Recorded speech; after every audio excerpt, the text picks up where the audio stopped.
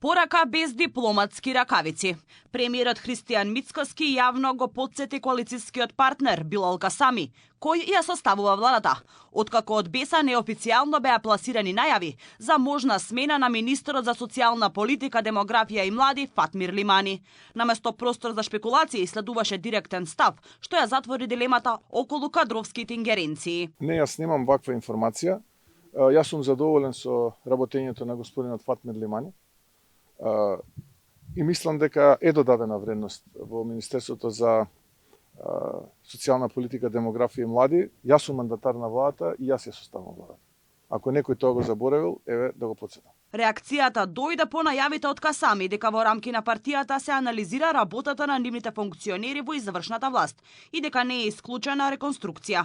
Судирот во ставовите се засели по локалните избори, кога Лимани како кандидат за градоначелник на Кичево не успеа да ја добие довербата од гласачите, пошто се отвори прашањето за одговорност и ефективност. Касами претходно најави седница на Централното собрание на БЕСА за да ги разгледа позициите на партијата во владата и резултатите од управувањето со институциите. Не можам да кажам дека сме целосно задоволни, бидејќи секогаш е потребна поголема посветеност од сите ресори што ги водиме.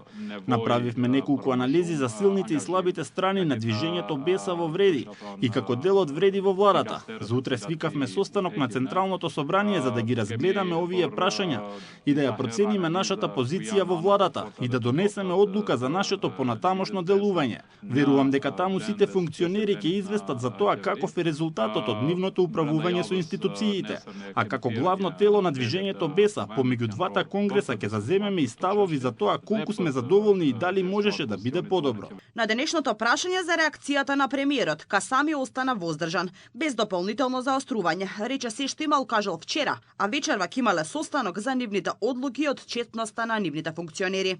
Ова не е прв пат релацијата Мицкоски-Касами да влезе во зона на отворено несогласување. Се памати и контраверзната изјава на Касами за можна взаемна поддршка со ДОИ во вториот круг од локалните избори. Изјава што отвори чувствителни прашања и предизвика реакции во јавноста и во рамки на владеачкото мнозинство. По средбата со премиерот, наративот тогаш беше значително коригиран. Касами тврдеше дека бил погрешно разбран, се дистанцираше од кандидатот на ДОИ во Кичево и ја ублажи реториката.